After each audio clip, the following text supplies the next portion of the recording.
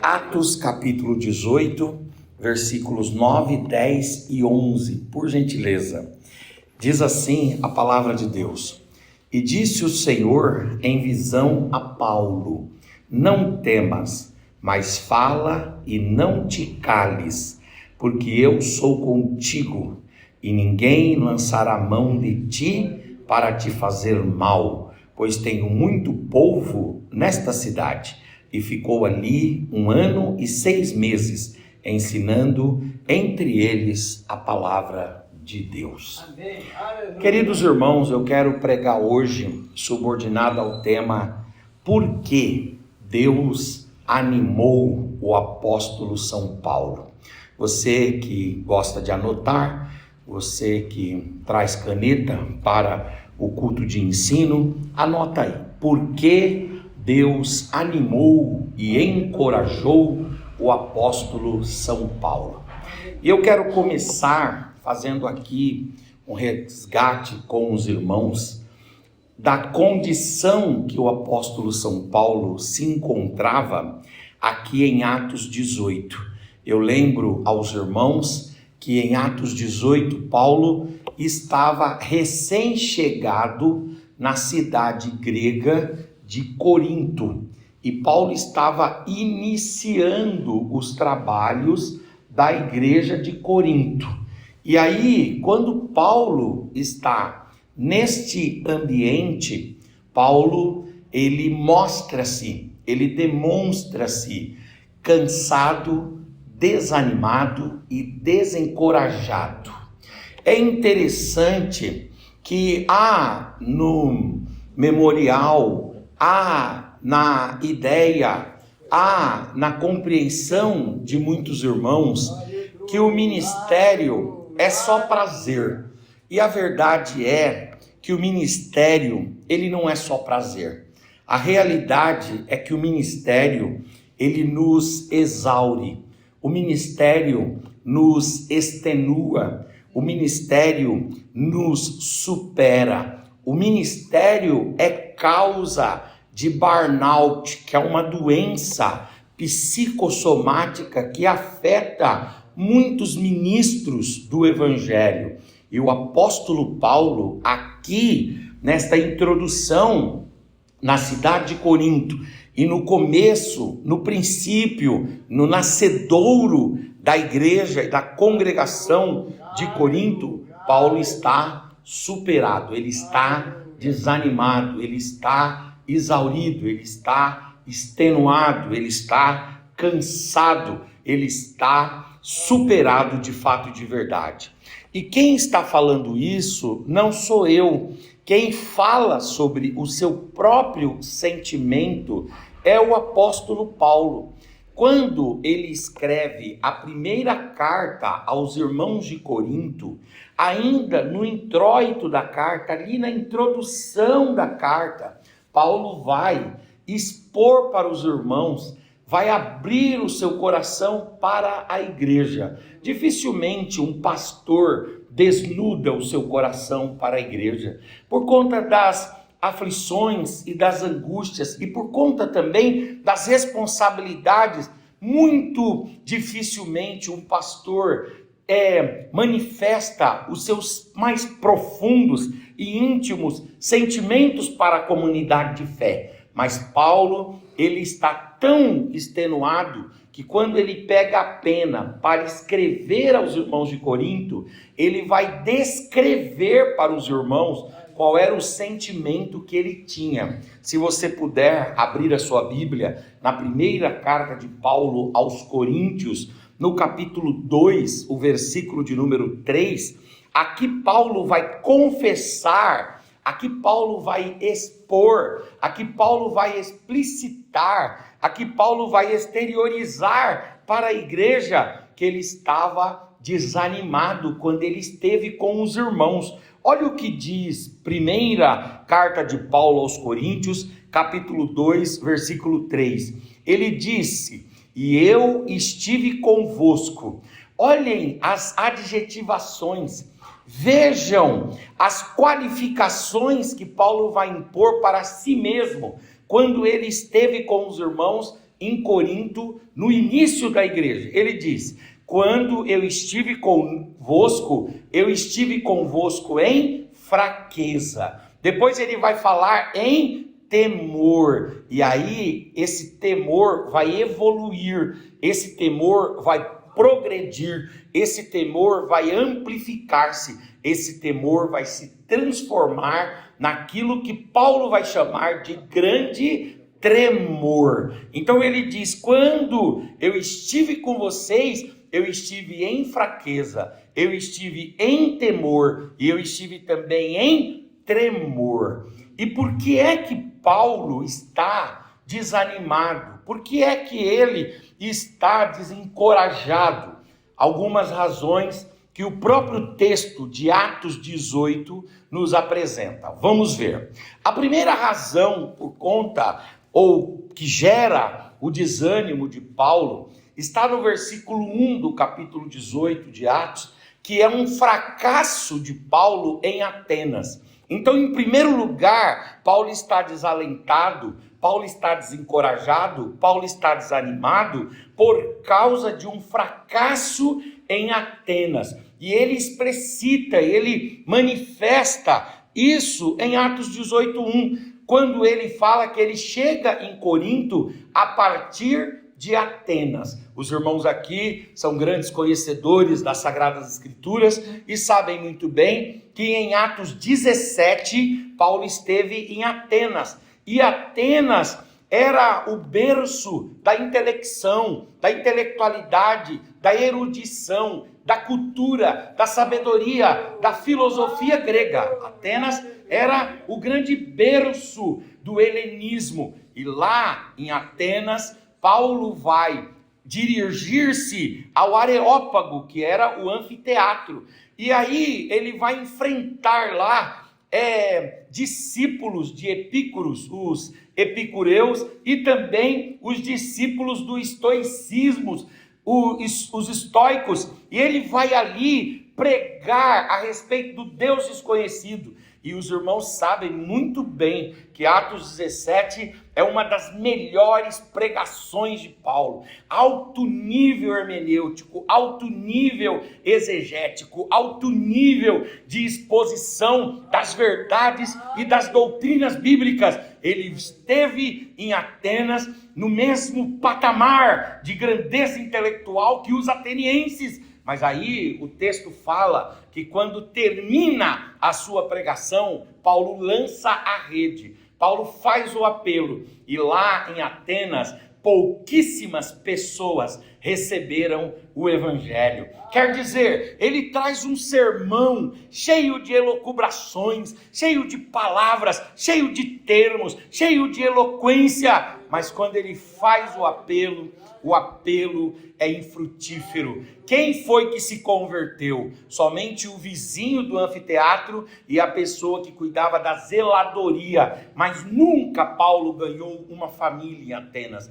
Paulo não estabeleceu uma igreja em Atenas. Paulo não pôde escrever uma carta para a igreja de Atenas. Em síntese, Paulo pregou muito e não ganhou nada. Paulo falou muito e produziu muito pouco. Por isso ele sai de Atenas frustrado. Ele sai de Atenas cabisbaixo. E ele chega então em Corinto. Então, quando ele está em Corinto, ele não vem como alguém que traz as suas medalhas. Ele não vem como alguém que traz os seus troféus. Não! Paulo chega em Corinto de cabeça baixa, desanimado, desacreditado e com uma sensação de fracasso no seu coração.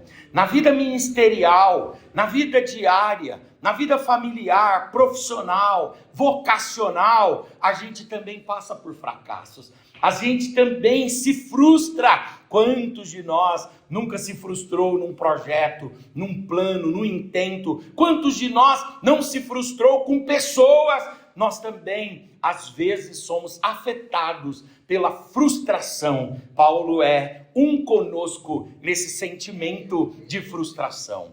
Em segundo lugar, Paulo está desanimado no comecinho da igreja de Corinto, por causa daquilo que está contido em Atos 18:2, por causa da diáspora compulsória impressa por Cláudio Romano aos judeus. Ou seja, os judeus foram expulsos de Roma. O que acontece no versículo 2, irmãos, de Atos 18? Cláudio, imperador de Roma, no ano 49 e 50, ele assinou uma lei, e essa lei mandava que todos os judeus fossem expulsos da cidade de Roma. E não porque os judeus fizeram alguma coisa contra Roma, não porque os judeus fizeram algum mal contra o Cláudio, que era o César na época, e não contra, os judeus também não tinham feito nada contra os romanos, mas por um antissemitismo, por um preconceito, por um racismo, por uma perseguição e uma discriminação étnica. Os moradores de Roma expulsaram os judeus. E Paulo, ele era judeu. Paulo, ele era semita. E quando o povo semita é persona non grata lá em Roma, e é persona non grata também em todo o império, em todas as colônias controladas por Roma, Paulo se sente muito mal, porque não é fácil enfrentar o preconceito, seja o preconceito étnico-racial, por causa da cor da pele, não é fácil enfrentar o preconceito por causa da posição socioeconômica, não é fácil enfrentar o preconceito por causa da estrutura e da compleição física, não é fácil enfrentar o preconceito por causa da idade que você está, da faixa etária. Essa faixa etária enfrenta mais preconceito do que aquela outra faixa etária. Não é fácil, não interessa qual é o motivo da discriminação,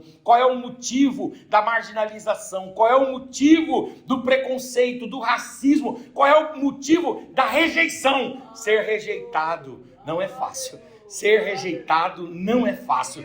E aí é interessante, porque no preconceito étnico-racial é algo assim totalmente ilógico. Por quê? Se nós olharmos o edital de Cláudio, por que ele está expulsando os judeus de Roma? Pura e simplesmente por terem o sangue de judeu. Isso é algo absurdo, você ser rejeitado por ser quem você é, por pertencer ao povo que você pertence, por pertencer à família que você pertence, mas isso é algo que acontece. Todos nós, em algum momento, em algum lugar, em algum tempo, todos nós já enfrentamos o preconceito, seja por conta da estrutura física, seja por conta da cor da pele, seja por conta do ter ou não algum recurso financeiro, seja por conta da escolaridade, não interessa. Todos nós, em algum tempo, fomos já vítimas de algum preconceito. É muito ruim ser vítima do preconceito. Paulo está aqui como vítima e como partícipe da rejeição do seu povo. Tem uma frase que diz: aonde não cabe a minha família, eu também não tenho espaço. Tem outra frase que diz: aonde não cabe o meu povo, eu também não entro. Por quê? Porque é muito ruim você pertencer a um povo e pura e simplesmente por pertencer àquele povo, você enfrentar os preconceitos, você enfrentar a discriminação, você enfrentar a marginalização, você ser exposto, você ser rejeitado, você ser excluído, você ser excomungado. É horrível isso, mas é algo que acontece. E Paulo aqui está extremamente desanimado e desalentado por conta desta expulsão, dessa diáspora, que é a expulsão compulsória, que é forçada dos judeus. Agora Paulo também está, em terceiro lugar, desanimado por causa daquele conteúdo que consta de Atos 18:6. Aqui em Atos 18:6 tem uma terceira razão do desalento, do desânimo de Paulo. Por quê? O que acontece em Atos 18:6? Paulo, ele é expulso expulso, ele é excluído da sua sinagoga. Os irmãos sabem muito bem qual era a estratégia de Paulo. Quando ele chegava numa cidade, ele procurava a colônia dos judeus. E para se enturmar na colônia dos judeus, ele procurava a igreja dos judeus. E a igreja dos judeus era a sinagoga. E ele lá no sábado de manhã aproveitava para ouvir os mestres e conversar e se enturmar. Mas quando ele pregou lá que Jesus era o Cristo, e quando ele provou que em Jesus se cumprem as profecias do Antigo Testamento, Paulo, ao invés de ter acolhimento, ele teve rejeição, e ele foi disciplinado, e ele foi excomungado, ele foi expulso da igreja. A igreja, a sinagoga, a congregação que Paulo tentou entrar, ele foi expulso. E é muito difícil você ser disciplinado. Às vezes, nobres pastores, a gente disciplina as pessoas com uma facilidade tão grande, mas é muito ruim ser disciplinado. Eu já fui disciplinado algumas vezes. Eu me lembro que quando eu era garoto, nós chegamos na igreja uma vez, e lá na porta da igreja, um dos garotos, os adolescentes da igreja, arrumou uma cabeça de boneca assim, e a cabeça de boneca era emborrachada, bem fofinha, boa para jogar bola. E a gente foi lá, pegou umas pedras e armou 2 golzinhos e começamos a jogar na frente da igreja. O que aconteceu? Quando o pastor chegou, o pastor viu aquela cena, chamou todos os adolescentes, nós entramos e a gente foi disciplinado. Eu me lembro que eu fiquei de banco por jogar futebol. Pior ainda, por jogar futebol na porta da igreja, o descaramento era muito maior, então eu fui severamente punido por causa disso, né? E foi horrível.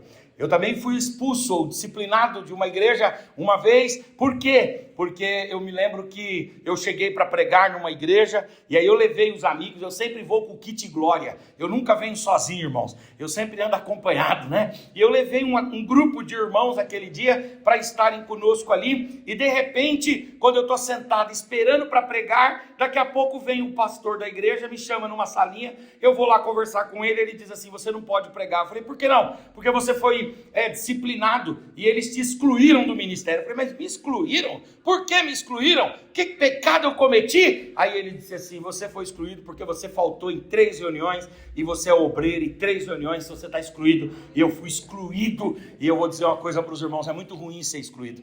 É fácil para quem exclui, mas é horrível para quem é excluído.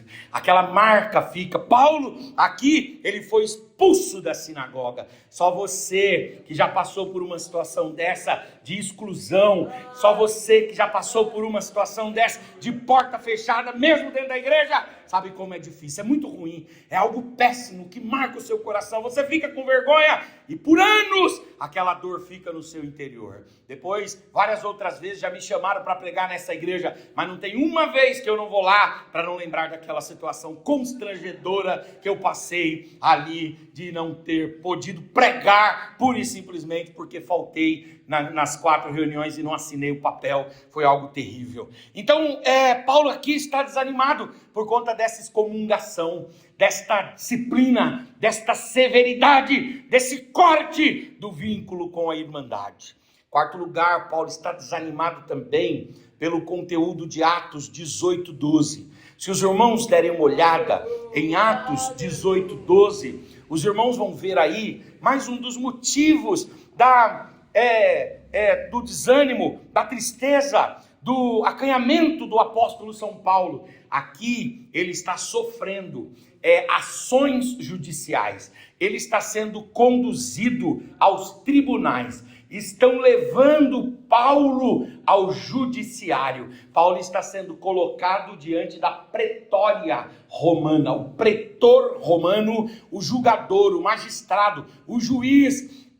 A corte romana está tendo que julgar o caso de Paulo. Muitos processos são abertos contra ele e ele é levado à justiça. Eu vou dizer uma coisa para os irmãos: quer uma coisa que tira o sabor da nossa comida? Quer uma coisa que tira a gostosura da nossa vida? É você receber uma intimação judicial. Quando você chega em casa e tem um oficial de justiça lá, deixou uma citação para você, deixou uma intimação, o seu coração se inquieta, a sua alma se aflige E nós estamos vivendo tempos que a igreja, infelizmente, e os pastores também são afligidos por este mal. São muitos os casos de ações judiciais. Primeiro, aqueles casos decorrentes de intolerância, às vezes, contra a igreja. Outros casos envolvem vizinhos, outros envolvem dívidas trabalhistas, outros envolvem credores que vêm cobrar a igreja.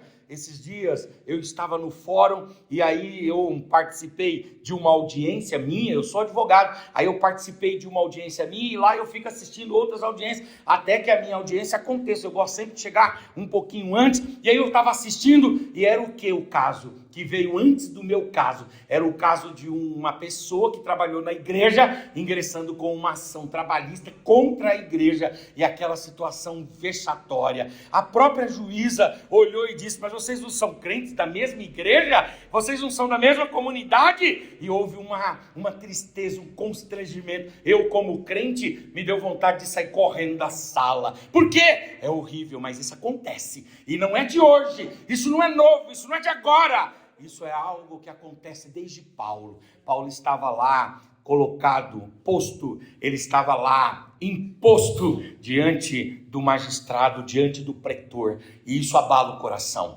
isso inquieta a alma. Tem gente que fica doente, tem gente que uma ação judicial, quando é dentro da família, quando é de alguém que a pessoa não espera, quando é de alguém que surpreende, aquilo causa uma angústia, uma dor muito grande, que só o Espírito de Deus para fazer sarar de fato e de verdade.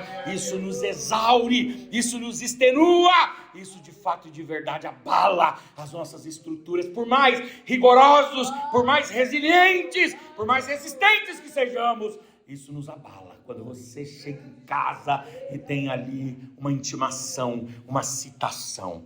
Paulo ainda está em quinto lugar, passando por um problema muito grande, que são os problemas que marcam a igreja de Corinto. Aqui os irmãos, como bons biblicistas que são, sabem muito bem que a igreja de Corinto não era uma igreja fácil. A igreja de Corinto era uma igreja grande, era uma igreja rica, era uma igreja talentosa, mas era uma igreja trabalhosa. O que ela tinha de talento, o que ela tinha de dons, o que ela tinha de carisma, o que ela tinha de graça de Deus agindo entre os irmãos, ela tinha também de problemas. Eu sei que os irmãos têm na mente a carta de 1 Coríntios, quase que toda, e a carta de 1 Coríntios, o que ela fala? Ela fala que lá havia um problema de divisão. Tinha uns lá que eram de Cefas, outros eram de Paulo, outros eram de Apolo, e tinha os exclusivistas que diziam que só eles eram de Jesus. Era terrível. Lá também tinha um problema lá, que tinha um rapaz que mantinha relações íntimas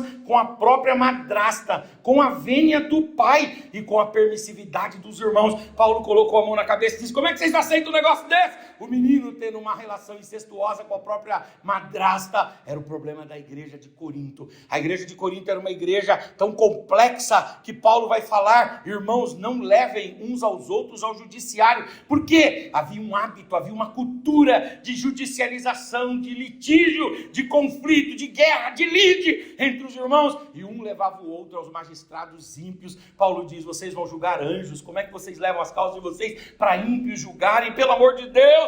E aí é um caso bem complexo. A igreja lá era tão difícil que em 1 Coríntios capítulo 7, Paulo vai, queridos irmãos, escrever um tratado sobre o casamento. E por que isso? Porque havia uma complexidade quanto à compreensão a respeito do casamento. Havia lá um mau uso dos dons, onde as pessoas estavam utilizando as vocações, os dons, os talentos, as habilidades, as unções de forma aleatória, de forma indiscriminada, de forma desordenada. E aí Paulo precisa organizar isso. É uma igreja trabalhosa. Até na ceia eles cometiam os seus desarranjos. Na hora do culto ágape ou da festa ágape, eles comiam tudo. Aqueles que tinham melhores condições não deixavam para os pobres. E aí depois iam tomar a ceia e confundiam ceia com culto ágape ou com a festa ágape. Era aquela bagunça. Paulo tem que organizar tudo isso. Todos esses problemas vão deixando o apóstolo superado.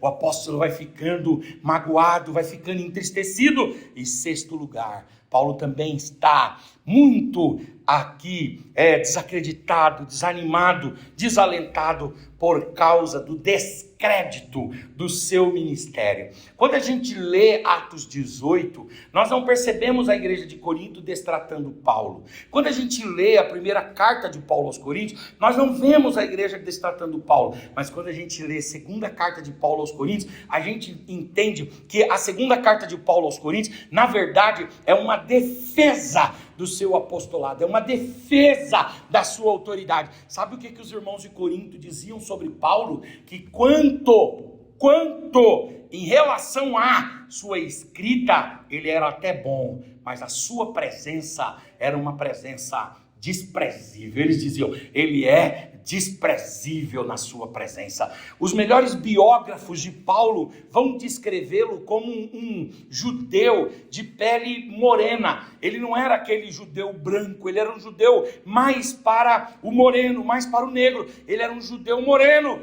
Paulo também era um indivíduo baixo, ele devia ter mais ou menos 1,60 m, 1,70 m no máximo. Ele era um indivíduo magro. Paulo não era robusto, Paulo não era torneado, Paulo era um indivíduo simples, de compleição física diminuta. Ele era um indivíduo fraco. Paulo também era um indivíduo careca, e ele era um indivíduo barbudo, e ele tinha um problema oftalmológico, obtido e conseguido, não em outra coisa, senão na própria igreja, porque lá em Atos 14, quando ele vai visitar os irmãos da Galácia, Paulo, ele é apedrejado quase à morte, deram muita pedrada na cabeça dele, e muitas dessas pedradas acertaram o olho dele. É por isso que ele vai escrever em alguns textos dizendo, eu vos escrevi com letras grandes. É claro que ele escreve com letras grandes para dar importância, mas também para poder enxergar. Quando ele escreve a carta aos Romanos, ele vai pedir para um amanuense escrever para ele, que é o Tércio. Por que ele precisa que Tércio escreva? Porque ele não está conseguindo enxergar direito. Paulo é um indivíduo baixinho, careca. Paulo é um indivíduo magro. Paulo é um indivíduo quase cegueta. Paulo, ele está ali extremamente superado. Aí os irmãos de Corinto olham para ele e dizem assim, esse indivíduo aí escreve até bem, mas a presença dele é uma presença desprezível. Ele diz, meus irmãos, vocês me rejeitam. Não é fácil ser rejeitado, não é fácil ser discriminado, não é fácil não ser bem recebido. Mas Deus, irmãos, ele é um Deus maravilhoso. E o que é que Deus faz aqui nos versículos 9, 10 e 11, aleluias, de Atos 18? Deus vai encorajar Paulo. Oh, glória! Deus vai encorajar Paulo. Nas horas difíceis da nossa vida, nas horas cruentas da nossa história, Deus não é tirano, Deus não é déspota, Deus não permite que a cana trilhada se quebre, e Deus não permite que o pavio que fumega se apague. Deus fala, Deus revela, Deus manifesta a sua graça, Deus aparece. E Deus encoraja Paulo, Deus encoraja, e Deus o encoraja. Tem horas que Deus precisa nos encorajar, e Deus faz isso com o apóstolo Paulo.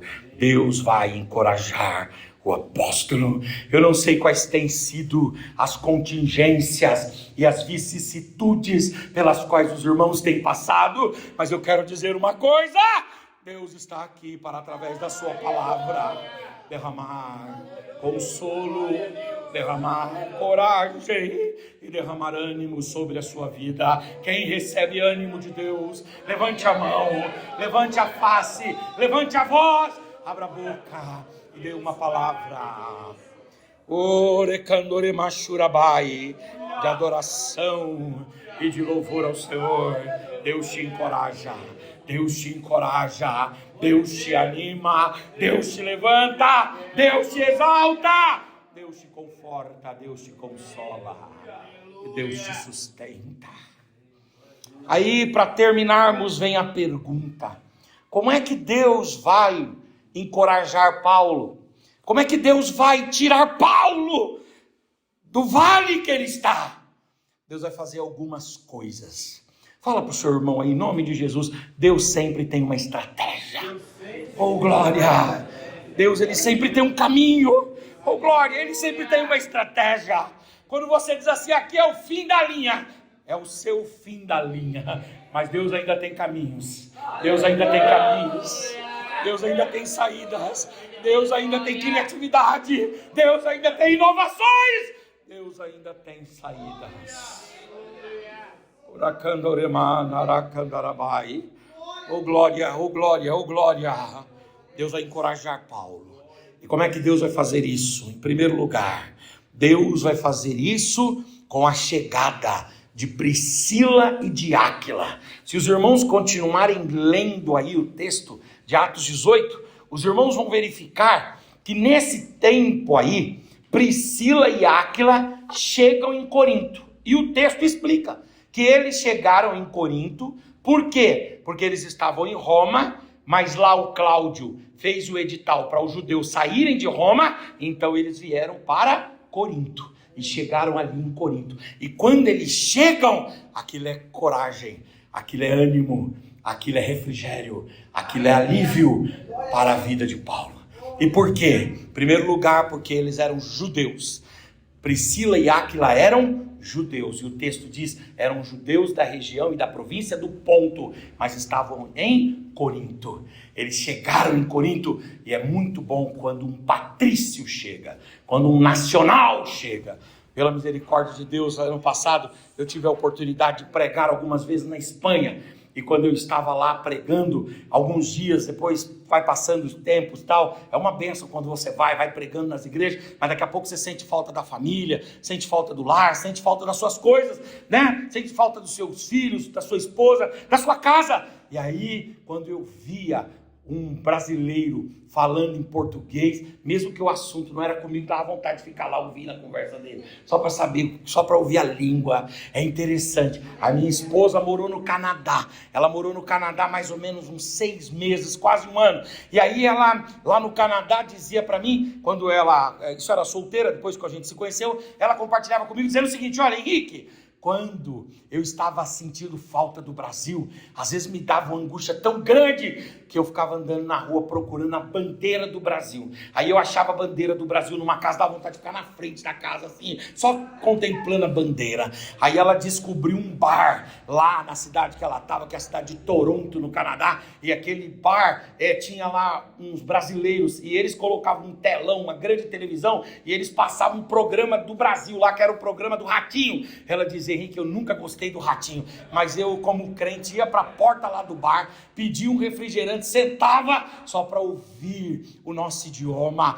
Aleluia, glória a Deus. Eu tenho um amigo pastor que é presidente de um dos campos do Madureira, lá na minha região, que ele conta que quando ele saiu daqui de São Paulo e foi mandado pelo ministério lá para o Rio Grande do Norte, isso é há muitos anos, né? Há muitos anos, quase 40 anos, quando ele foi mandado para lá, para trabalhar lá, ele não conhecia nada lá do Nordeste, não conhecia ninguém ali, e ele foi colocado lá. Diz que às vezes a angústia dele era tão grande que ele pegava a família dele e ele entrava na agência do Banespa, que é o Banco do Estado de São Paulo, que tinha uma unidade lá em Natal, no Rio Grande do Norte. Ele entrava dentro do Banespa só para sentir-se em São Paulo. É muito difícil quando você está longe da sua terra, longe do seu povo, mas de repente você ouve ali o hebraico, você ouve o aramaico, na forma como o hebraico é, na forma como o aramaico é. Paulo levantou a sua atenção e disse: Deus está mandando consolo, está mandando um patrício aqui para me consolar. Aquele casal era de judeus, 2, aquele casal era de cristãos. Melhor ainda, imaginem, irmãos, Paulo encontrando Priscila e Áquila e percebendo que além de judeus, eles servem a Cristo, eles cantam a Cristo, eles adoram a Cristo, eles louvam a Cristo, eles amam a Cristo. Eles eram cristãos. Além de serem cristãos, eles eram do mesmo ofício. Qual era o ofício? Fazedores de tendas. Eles eram trabalhadores da mesma área. O meu pai, irmãos, teve com a minha mãe 18 filhos. Deus levou 3, nós ficamos em 15 vivos, eu sou o 14º. E aí meu pai acabou morando em muitos lugares. E eu me lembro que quando meu pai mudava de cidade assim, ia para outra cidade, sabe o que ele fazia? Ele era padeiro. A primeira coisa que ele fazia depois de instalar a família era ir para a porta da padaria encontrar os padeiros porque o padeiro ia conversando com um, com o outro, indicando onde é que tinha, né? Eu sou advogado, se eu chego numa cidade, a primeira coisa que eu quero saber é onde é que está a OAB, né? Como pastor eu quero saber onde é que está a igreja, e como advogado eu quero saber onde é que está a ordem dos advogados. É mais ou menos assim. Quando Paulo vê que é alguém que também curte, trabalha com couro e faz o artesanato e faz as tendas, Paulo se sente com isso confortado, animado, encorajado, porque eles são judeus, eles são cristãos, eles são fazedores de tendas e mais, eles são companheiros amáveis. Levante a sua mão, por gentileza. Deus vai encorajar você. Aleluia, Deus vai colocar gente, aleluia, boa do seu lado. Aleluia, gente que te inspira, gente que te anima, gente que te alegra, gente que ora com você, que coloca o ombro ao seu lado. Deus vai colocar pessoas. Deus vai colocar pessoas. Deus vai colocar pessoa. Deus vai colocar pessoa. Deus vai colocar pessoa. Agora Deus, ele não só consola e não só encoraja Paulo através da chegada de Priscila e Áquila. Deus vai trazer conforto, ânimo para o apóstolo também, quando Deus vai permitir que chegue ali Silas e Timóteo. O Silas, Paulo tinha conhecido lá na região de Antioquia. O Timóteo, Paulo tinha conhecido ali na região da Galácia.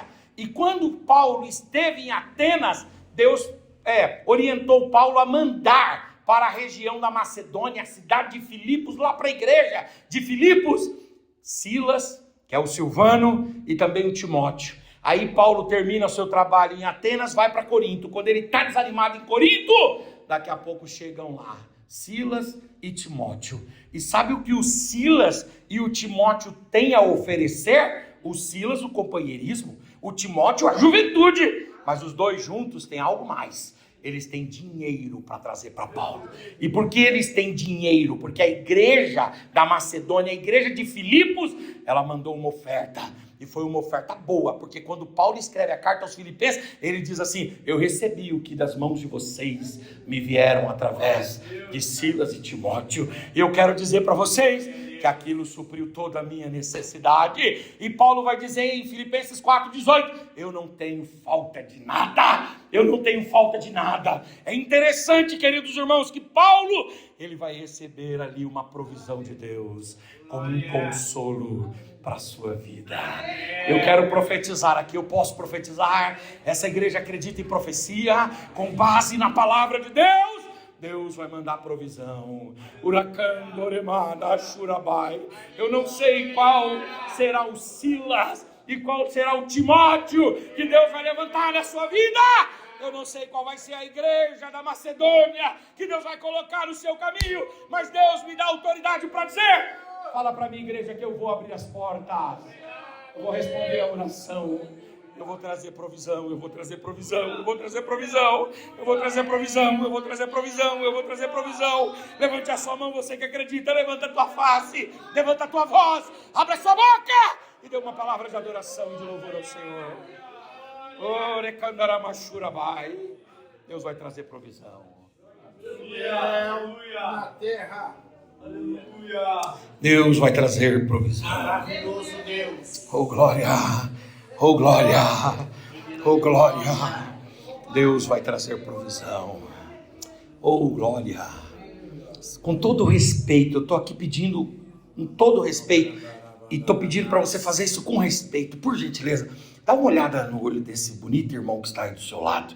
Você pode olhar no olho dele ou dela? Existem 3 classes de pessoas que não olham uma no olho da outra: os falsos que devem e os que vão pedir dinheiro emprestado. Dá uma olhadinha para esse irmão aí, em nome de Jesus. Aleluia, glória a Deus. Faz assim, ó, assim, ó, fala assim, ó, tá chegando aí. Oh glória, oh glória, tá chegando aí. Eu não sei de onde vem, viu, pastor? Glória a Deus. Não sei de onde vem, não sei. Mas eu sei que quando Deus manda, vem. Quando Deus manda, Ele vai chegar a nós. Quando é de Deus, vem. Quando é de Deus, vem. Quando é de Deus, vem. Pelos caminhos do trabalho, pelos caminhos da honestidade, pelos caminhos da justiça, pelos caminhos da solidariedade. Eu não sei qual vai ser o caminho, mas eu sei que Deus vai mandar uma provisão. E para terminarmos aqui dentro do tempo que me foi dado, Deus vai encorajar Paulo. Eu quero ler com os irmãos de novo o versículo de número 9. Oh glória, oh glória, oh glória, parte A, aliás o versículo 9 todo. Oh glória, no 3 vamos ler, 1, 2 e 3. E disse o Senhor em visão a Paulo: não temas, mas fala e não te cales. Amém? Amém. Aleluia. Como é que Deus anima Paulo? Deus anima Paulo colocando companheiros fiéis. Como é que Deus anima? Mandando a provisão necessária. Como é que Deus anima? Dando visões. Deus vai dar visão para você. O texto fala aqui que Deus deu visão. Deus deu visão. Deus ungiu Paulo com o colírio dos céus. Oh glória, oh glória, oh glória. Deus vai ungir o seu olhar. Deus vai ungir o seu olhar. Aleluia. Você acredita que Deus nos mostra determinadas estratégias que são visões de Deus para mudar a nossa realidade? Sim ou não? Eu creio, Deus vai dar visão para você. Eu estive pregando no Paraná agora, lá na cidade de Jaguariaíva. Dudu foi comigo, Moniquinha, foi também a minha esposa, foi também a namorada do Dudu, a Pamela, e nós fomos para lá. E chegamos lá para pregar e fazer ali umas bodas de 54 anos de um pastor lá na cidade. E aí, quando eu estava me organizando para ir para lá, diante do convite que me foi feito, os irmãos disseram: pastor, o senhor não vai ficar no hotel, o senhor vai ficar aqui num chalé. E aí eu disse: num chalé? Ele falou: o chalé é nosso. A gente tem aqui um camping, pastor. E a gente tem chalés aqui nesse camping. E a gente aluga aqui todos os finais de semana. A gente está fechado até o ano de 2027. Eu disse: meu Deus do céu, é mesmo? Ele falou: é verdade. Não tem espaço, mas a gente abriu esse espaço. E aqui o chalé é do senhor e da sua família, nesse período que o senhor vai estar aqui pregando e também vai estar aqui fazendo as bodas de 54 anos do vô.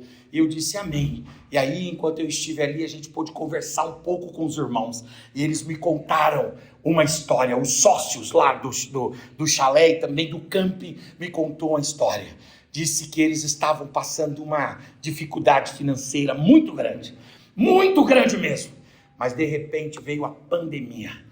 E na pandemia, os campistas, sabe aqueles que armam tendas, armam barracas e vão acampar, sabem aquele pessoal? E aí os campistas não tinham onde colocar o acampamento. E aí um campista conhecia esse irmão, que é meu amigão, o Joesley, e aí ligou para o Joesley e disse: Joesley, o seu vô tem um sítio, não tem? Rapaz, será que não dava para a gente fazer um movimento de acampamento lá no sítio do seu vô? Aí ele disse: mas o sítio não tem nada. Aí ele disse assim: não, mas a gente só quer o espaço. A gente tem toda a estrutura. Aí ele falou que ele saiu colocando objeções. Não tem banheiro, ele disse: nós levamos banheiro. Não tem fogão, ele disse: a gente leva fogão. Não tem, aí não tem, tudo eles resolviam. Aí o Joesley falou: então tá bom, vou conversar com o vô. Conversou com o vô falou: pode fazer. E aí eles fizeram, lá em Jaguariaíva, norte do Paraná. Aí eles fizeram lá, e aí vieram aquelas pessoas. Quando as pessoas terminaram, chegaram e pagaram para ele: ano que vem a gente volta, nessa data, pode registrar a data, vamos ficar uma semana. Aquele povo fez despertar neles uma visão de que eles tinham um espaço que poderia servir como camping. Eles foram lá, organizaram um espaço, carpinaram o terreno, fizeram os banheiros, construíram umas cozinhas lá e abriram um camping, e não tem lugar para ninguém acampar até 2027. Quando Deus quer abrir, Ele abre. Eu quero que você aprenda isso. Quando Deus quer abrir uma porta, Ele abre. Deus vai dar visão. Deus vai dar visão. Se prepare para ser ungido. Se prepare para ser ungido com o colírio dos céus. Deus vai dar visão para você. Fica de pé no seu lugar em nome de Jesus. Aleluia, glória a Deus. Deus vai colocar pessoas. Deus vai mandar provisão. E Deus vai abrir a visão. Anacandoremana churabai. Eu acredito que Deus dá visão. Deus da visão, Deus da visão, aleluias. A Bíblia fala em Joel, capítulo de número 2, versículo 28, então eu derramarei do meu espírito sobre toda a carne. E aí uma das consequências da descida do espírito e os jovens terão visões. Deus vai dar visões, não só aos jovens, aleluias, a todos. Deus da visão, Deus da visão e Deus da visão. Glória a Deus. Aleluia, Deus é criativo, Deus é inovador. Deus pode dar para você uma saída da onde você menos imagina. Você acredita nisso? Nós pregamos a tua palavra. A tua palavra é viva, ela é eficaz, ela é mais cortante do que qualquer espada de 2 gumes. O Senhor, Pai, resgatou o apóstolo, resgata-nos também de nossos desânimos, ó Deus, de nosso temor, de nosso tremor, da nossa fraqueza. Anima-nos, ó Pai, anima-nos, Senhor, anima o corpo de obreiros dessa igreja, anima as crianças, os jovens, os adolescentes. Meu Deus, que o seu povo saia daqui encorajado, em nome de Jesus, amém.